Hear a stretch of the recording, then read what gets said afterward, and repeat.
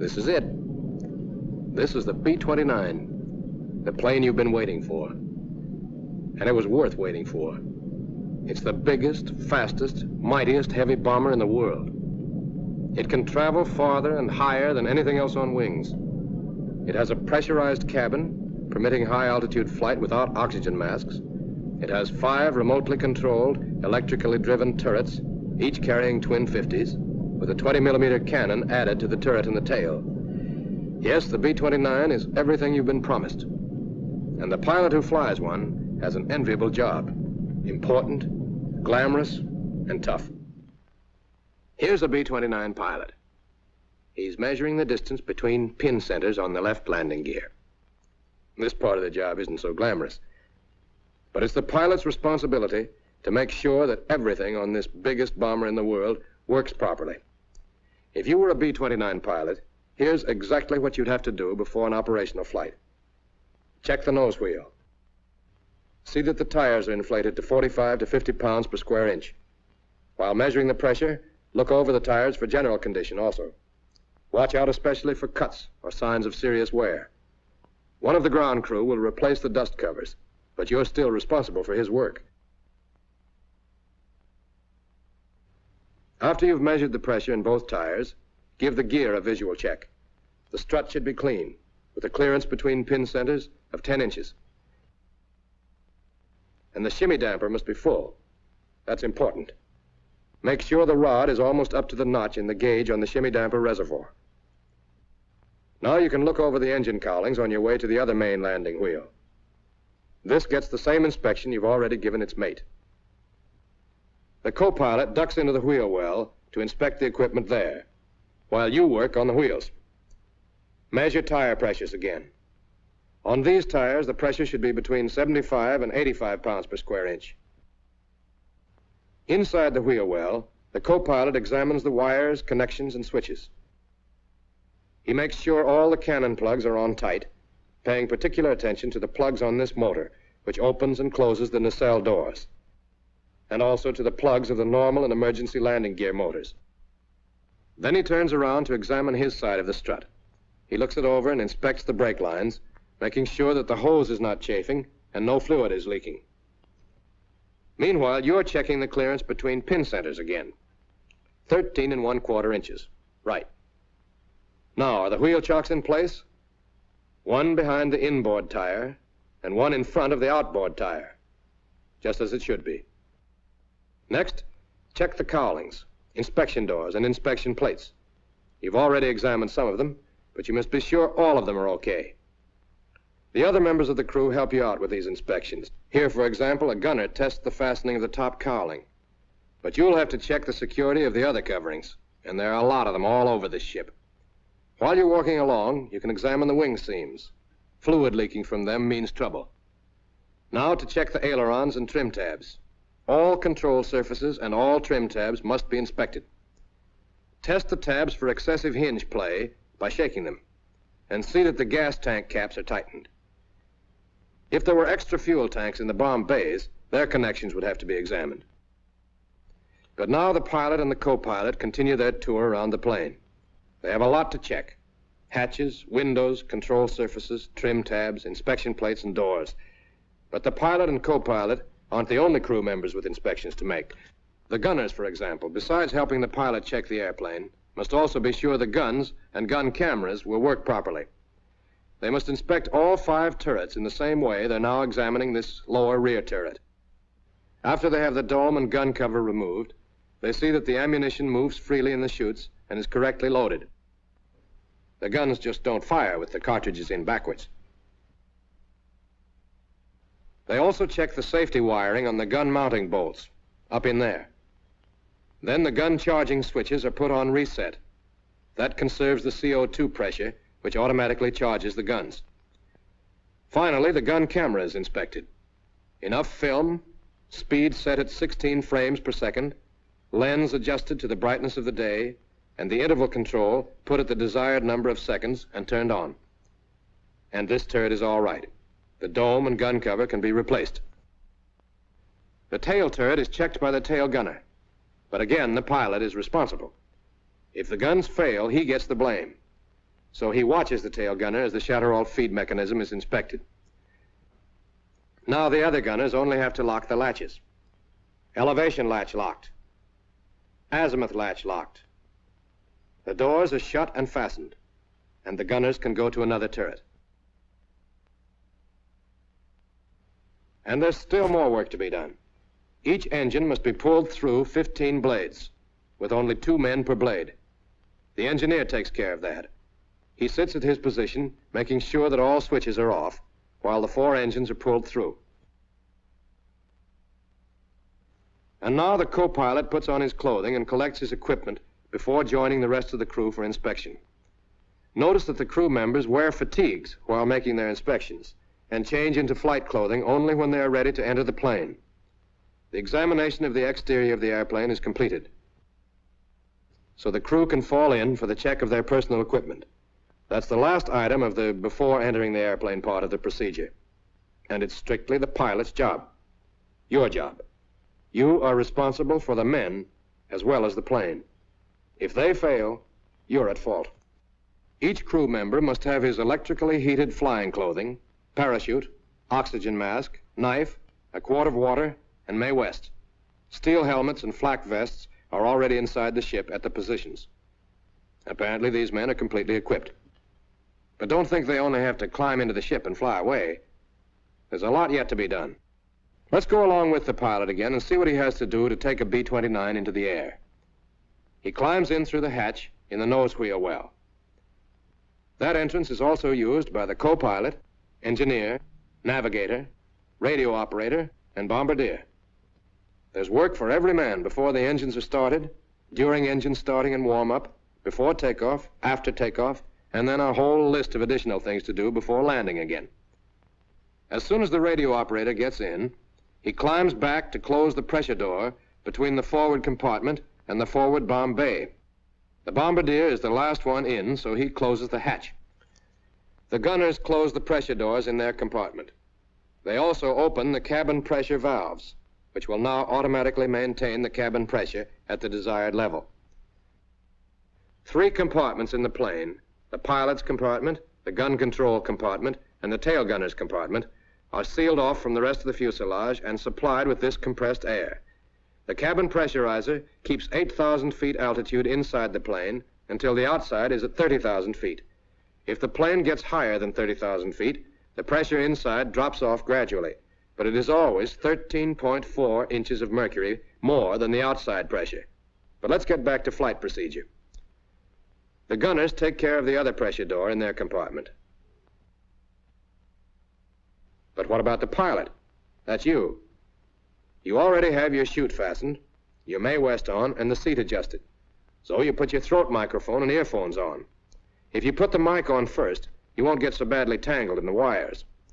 Don't forget to plug in your disconnector cord. Now to start work. Ask the engineer for Forms 1, 1A, and 01-1-40, and look them over. Be sure that everything on Forms 1 and 1A has been checked. Pay particular attention to the list of defective equipment. If anything vital is out of order, it must be fixed before taking off. The weight and balance computation is in Form 01-1-40. That's important. Make sure it's correct. When you've examined all the forms and signed them, you can give them back to the engineer and tell him to start the putt-putt. You have to turn on the emergency ignition switch. The tail gunner looks after the putt-putt, starting and stopping it on orders from the engineer. But now, you set the jackbox selector switch to command and turn on the proper command receiver and the command transmitter. This puts you in communication with the control tower. Now examine your own equipment. Look over your oxygen mask and make sure your portable oxygen bottle is fully charged. Then try out the cockpit lights. To test the ultraviolet lamps, turn on the switches and twist the shutter. You should then be able to see the light. By turning the shutter back, you can control the amount of ultraviolet light emitted. Next, try out the alarm bell. The gun commander will tell you if it's working. Then depress the brake pedals and pull out the parking brake knob to set the brakes. Look over to the control stand and make sure that the emergency releases and switches are correctly set. power transfer switch, emergency landing gear release, emergency bomb release, emergency cabin air pressure release, and pilot's over control. Now unlock the control surfaces and throttles by moving the locking lever on the aisle stand full forward. Then release the throttle brake and test all 4 throttles through their entire range. Take it easy. Move them slowly and gently. All controls on the B-29 should be handled in this careful manner in order to prevent damage to the mechanism. There's no need to push hard. And the co-pilot doesn't just sit and read the checklist. He must test the action of the control surfaces, moving each surface, elevators, ailerons, and rudder, through the complete range.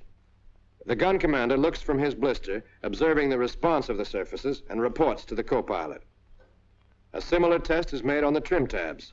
The co-pilot turns the 3 control wheels as far as they will go in each direction. That big wheel on the side of his control stand operates the elevator tabs. The aileron and rudder wheels are on top of the control stand behind the throttles. The way the trim tabs follow the setting of the control wheels is also observed by the gun commander, who tells the co-pilot over the interphone how the tabs move. The co-pilot turns the tabs back to neutral after testing them. And now to try out the wing flaps. But first he calls the side gunners on the interphone to make sure none of the service crew will be in the way of the descending flaps. When the gunners report that it's safe to go ahead, the co-pilot presses the flap switch to the down position and holds it there until the flaps have been lowered 15 degrees. 15 degrees is enough to tell if they're working all right. The co-pilot can't see the flaps, of course, so he watches the wing flap position indicator. But the gunners can check visually. They tell the co-pilot if the flaps come down all right. So now he can bring them back up. The gunners, again, will tell him when they're up.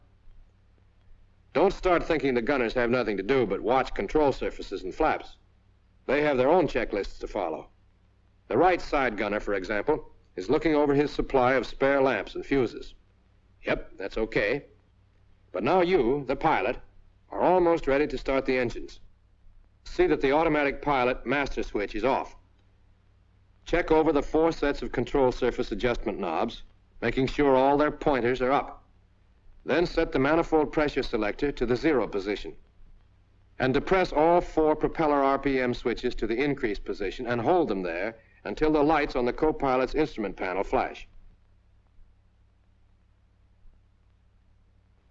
Now you're all ready to start the engines, and the rest of the crew should be too. They check in with the co-pilot, reporting in this sequence. Bombardier, who sits directly ahead of the pilot and co-pilot. Navigator, who is some distance behind the pilot, facing forward.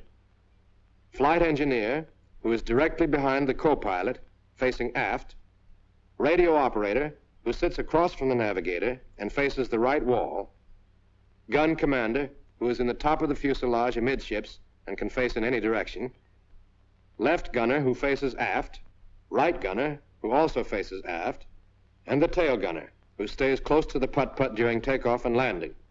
His combat position, of course, is in the tail. Everybody's set now. Warn the service crew outside you're going to start the engines, and tell the engineer to start number 1. And number 1 engine spins twice. And now he turns the fuel boost pump on, closes all the throttles except number 1, sets the fire extinguisher to number 1 engine, presses the starter switch to energize, and then flips it to start. And finally turns the magneto switch to both.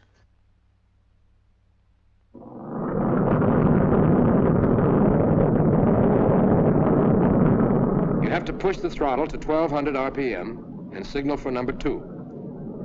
The same procedure is repeated until all 4 engines are running. Now that the engines are going, vacuum pressure is available to operate your gyro flight instruments. So the gyro compass and the flight indicator can be uncaged and set. The co-pilot will be doing the same with his gyro instruments. Next, see if the other vacuum pump is working all right. Have the engineer switch to the pump on the number 2 engine. The vacuum may drop some, but it should go back to about 4 inches.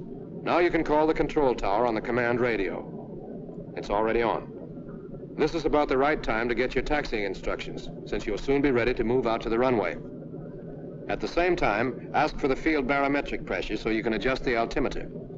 It must be set carefully to the correct pressure, in this case, 29.84 inches. Obviously, an accurate altimeter is a vital necessity, especially if you may have to fly on instruments. Next, you want the bombardier. You know he sits back with the navigator and the radio operator until the ship is in the air. But right now, he has to come forward to make the final checks on the bomb site. He's already completed the regular pre-flight inspection of his equipment. All he must do now is see that the bomb site is entirely ready for takeoff. The directional clutch should be disengaged and the secondary clutch engaged by turning it clockwise. Then the drum wheel must be turned counterclockwise as far as it will go. That does it. He's all set to take off. And now you're ready to close the bomb bay doors. Ask the ground crew outside if there are any obstructions underneath the plane. Everything's clear, so you can order the bombardier to close the bomb bay doors. He throws the door switch while you look back through the pressure door to watch them shut.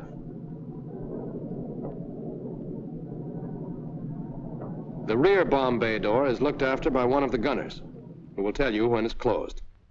When both doors are shut, the bombardier can go back to his takeoff position in the rear of the compartment.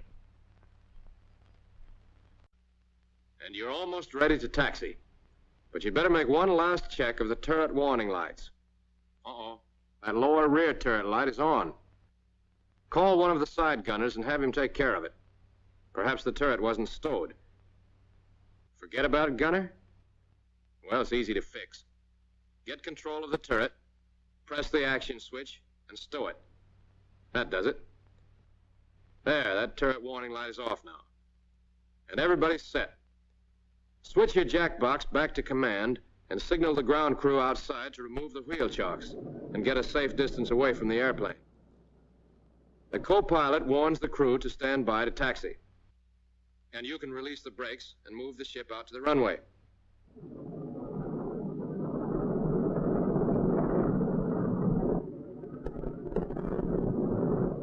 While taxiing, or whenever the plane is moving, all crew members watch from the windows and keep the pilot informed of obstructions.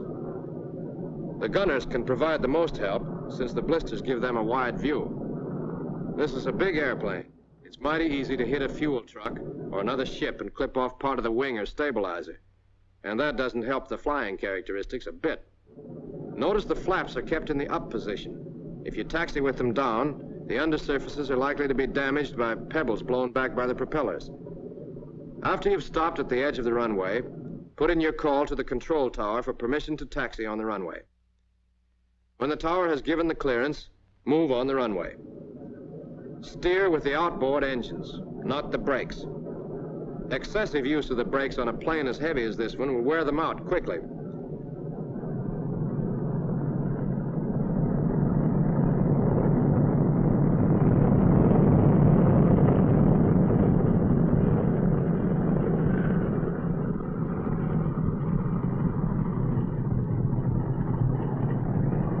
As the ship is turned around at the far end of the runway, notice again how the engines are used for steering. You can see the right propellers moving faster than the left. When you're at right angles to the runway, stop for the engine run-up. Tell the flight engineer to get ready to make his magneto check while you run the engines up, one at a time. First, press the propeller RPM switches to the increase position, holding them there until all the propellers are at maximum RPM. Next, turn the manifold pressure selector to position 8. With the knob in this position, the superchargers automatically provide military power. Now, advance the number 1 throttle, but slowly and gently, to 2,000 RPM. Hold this speed until the engineer tells you the magneto check is finished. Then press the propeller RPM switch to the decrease position until the tachometer drops about 200 RPM. Now flip the switch to the increase position and hold it there until the light on the co-pilot's instrument panel flashes, and then push the throttle to full open. The tachometer should show about 2,600 RPM for the number 1 engine, while manifold pressure should be around 47 inches. To see if the turbo is working properly, turn the manifold pressure selector towards 0. That should make the manifold pressure drop. The turbo's okay. Bring the throttle back to idling, around 550 to 600 RPM, and increase speed to 1200 to avoid fouling the spark plugs. Next, start on the number 2 engine. This same procedure is repeated for each engine. Now you're about set to take off. After you're cleared for takeoff, turn the plane the rest of the way around so that it points down the runway. And stop again while the co-pilot lowers the wing flaps about 25 degrees. He can tell when they're right by looking at the wing flap position indicator. And the gunners can check on the accuracy of the indicator by watching the flaps from their blisters. They report on the approximate flap position over the interphone. When the co-pilot tells you the flaps are okay, fasten your safety belt and set the manifold pressure selector to position 8. Next, set the propeller RPM switches to increase RPM and wait for the lights on the co-pilot instrument panel to flash. Then warn the engineer to be ready for takeoff. Stand by for takeoff. Now you push on the brakes, hard, and open the throttle slowly until the manifold pressure gauge reads about 40 inches. Then release the brakes.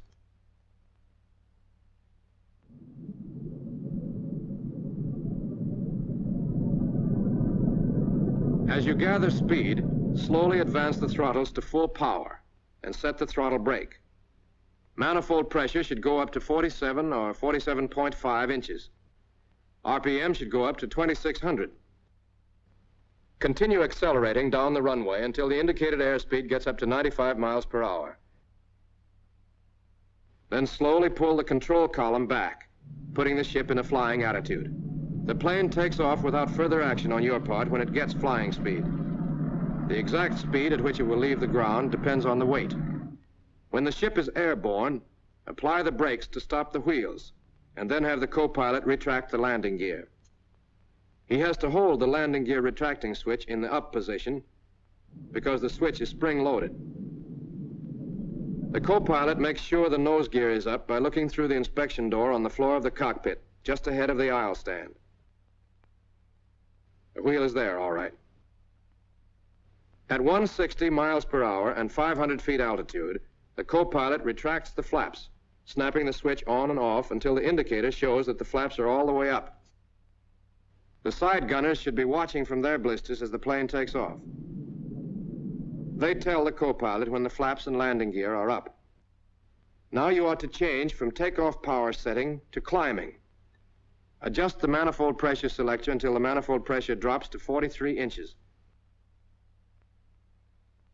And decrease propeller RPM to bring the tachometers to 2400. You can order the engineer to have the putt-putt turned off now, and tell the bombardier to come forward and take his combat position in the nose of the ship. If this is an operational flight and enemy opposition is expected, have the men put on their flak vests. These vests are made of small overlapping links of tough steel sewn inside canvas. Quilting on the inside of the canvas provides further protection and also cushions the shock of impact. Above 10,000 feet, oxygen masks must be worn by one man in each compartment. When you reach the desired altitude, level off and tell the engineer to set up cruising conditions.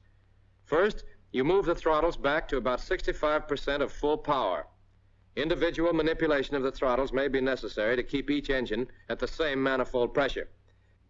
Now you adjust the propellers and manifold pressure, so turn the controls over to the co-pilot.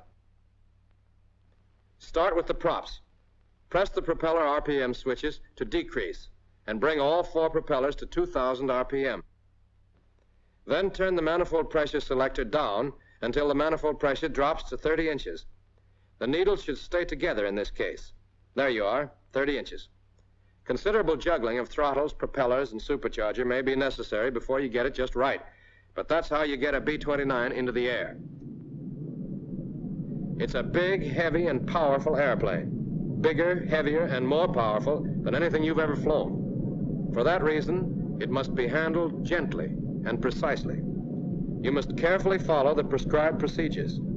Even a super bomber is no good to the Army if it's in little busted up pieces. But don't get jittery. The 29 is a sweet ship to handle. When it stalls, the nose drops so that the plane automatically recovers. There's no tendency to spin. Stalling speed varies quite a bit naturally depending on weight and other conditions, but generally it's between 84 and 135 miles per hour. When turning or executing any maneuver, take it easy. This is a big plane, remember, not a fighter. Yet fairly steep turns can be made safely. This 30-degree bank can also be done with full flaps. That's about the limit. And when evasive action is necessary, you have plenty of tricks to pull. Just watch this B-29.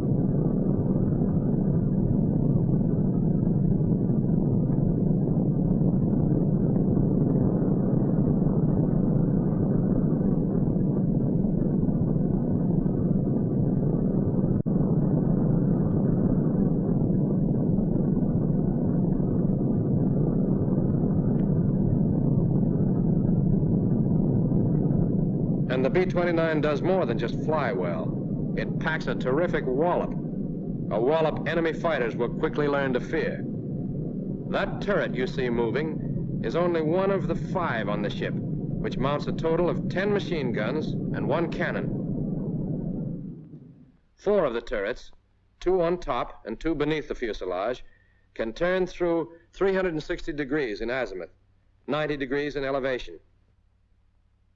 The tail turret is more restricted in movement, but it has a 20-millimeter cannon in addition to the twin 50s the others carry. But the big thing about the 29's armament is the fact that the gunners don't touch the guns. The guns are controlled remotely from special sights, and any gunner can fire almost any turret. For example, one side gunner might have control of 2 turrets, firing 4 caliber 50s at his target.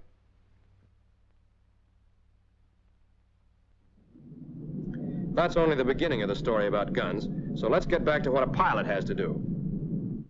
Now you're ready to land. Since you've descended below 10,000 feet, remove your oxygen mask. Tell the co-pilot to take over control of the ship so that you can get out of your flak vest. The vest is easy to take off. Just pull on the cord and it drops away. This speed of removal becomes important if you ever have to bail out, since the vest is worn over the parachute and, well, you figure it out. If you've been riding with the automatic pilot, turn it off. You can't use it for landing, of course, or when taking off, flying turbulent weather, or setting trim tabs. The co-pilot should now warn the crew to prepare for landing and tell the bombardier to climb out of his seat in the nose and get in back with the engineer. Then the co-pilot has the engineer start the putt-putt. You check the turret warning lights. All the lights are off. Then call the control tower and get landing instructions. At the same time, ask for the field barometric pressure and set the altimeter to correspond. Now the co-pilot hits the brakes to test the hydraulic pressure. Both normal and emergency systems should have 800 to 1,000 pounds. To find out about the emergency pressure, you have to ask the engineer. At the same time, you can see if he's ready to land and get his log. He has calculated the new weight and center of gravity, since you've used up a lot of gasoline by now. You should look the log over, but the co-pilot will check it carefully, examining the center of gravity and weight computations. The table on the instrument panel gives the stalling speed for the computed weight. The co-pilot tells you the stalling speed and also reports that everybody in the crew is ready to land. Next, you adjust the propeller RPM switches. Push them to increase until you get the tachometers to show 2100 RPM. Now adjust the manifold pressure selector to give you plenty of reserve power. Turn it all the way up to position 8, the setting for full military power. When the plane is slowed down to 180 miles per hour or less, order the co-pilot to lower the landing gear. When the switch is set to the down position, the wheels descend all the way, lock, and the gear motors automatically stop.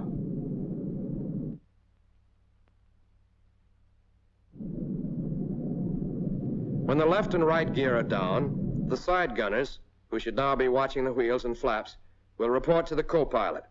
He himself can make sure the nose wheel has been lowered all the way by looking through the window in the floor of the cockpit. Next, the flaps should come down. If you've been in combat, the co-pilot should lower them first only 5 degrees. If they were damaged, lowering them all the way might rip them off the wing. The gunners can look them over and report on their condition. The flaps are all right, so the co-pilot can lower them 25 degrees. Notice that he snaps the switch on and off. That way, the flaps descend gradually, and a sudden change in the lift characteristics of the airplane is avoided.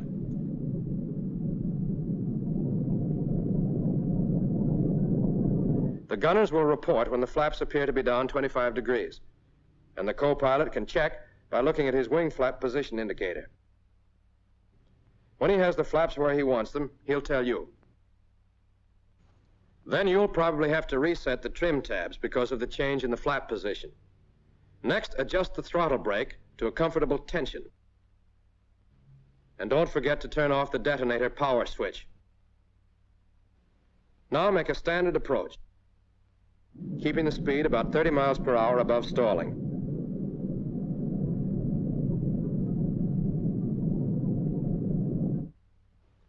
And on the final approach, order the co-pilot to lower the flaps all the way.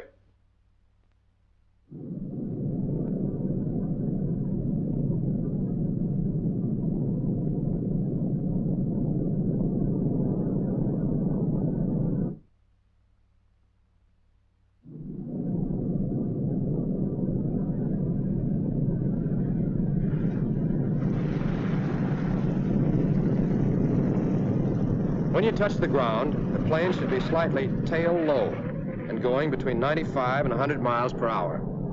Notice how the main wheels bear most of the shock of landing. Then the ship slowly settles forward. Don't apply brakes immediately. Let the plane lose some of its speed rolling. Then turn the manifold pressure selector all the way back to 0. You won't need the turbos anymore. And set the propellers at increase RPM. Raise the flaps now while you're taxiing and have plenty of power. You're down now. You've followed your checklist step by step. But there are other checklists, the engineers, for example. So suppose we go back over that landing procedure and see how the engineer's checklist fits in with yours. 5 minutes before landing, the engineer tells the tail gunner to start the putt-putt. The ship enters the traffic pattern at a 45-degree angle to the downwind leg. Altitude is 2760, speed is 180. Here the co-pilot lowers the wheels. The mixture controls are set to auto-rich, and the cowl flaps open 15 degrees. At the end of the downwind leg, the speed should be about 140 or 150, and at least 3 generators must be on. The co-pilot lowers the flaps 15 degrees. After the pilot makes the procedure turn, the altitude should be 2260 feet. The co-pilot lowers the flaps to 25 degrees. The pilot sets the manifold pressure selector to position 8 and adjusts the propellers to 2100 RPM. Just before the final turn, the engineer checks the magnetos and turns the boost pumps on. Around the turn, on the final approach, speed should be at least 140, altitude 800 feet. Also, 6 generators should be on.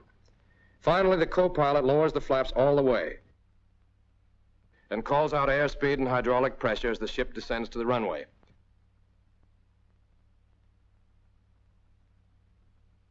After the airplane's on the ground, turbos come off and propellers are set to full increase RPM. The engineer switches the boost pumps off and opens the cowl flaps all the way. All right, we're back where we were before. Tell the bombardier to come forward and open the bomb bay doors. The doors should always be kept open when the ship is standing still to prevent the accumulation of gas fumes. Next, turn off all the switches. Then you can get rid of some of your equipment that remains inside the ship and climb out for the after-flight inspection. Yes, you start with an inspection and finish with an inspection. If there was anything wrong, now is the time to find out about it. And now is the time to correct it. Yes, this is the airplane that you've been promised. Now it's up to you to weld this airplane and its crew into a single, irresistible instrument of destruction. That can be your promise to us.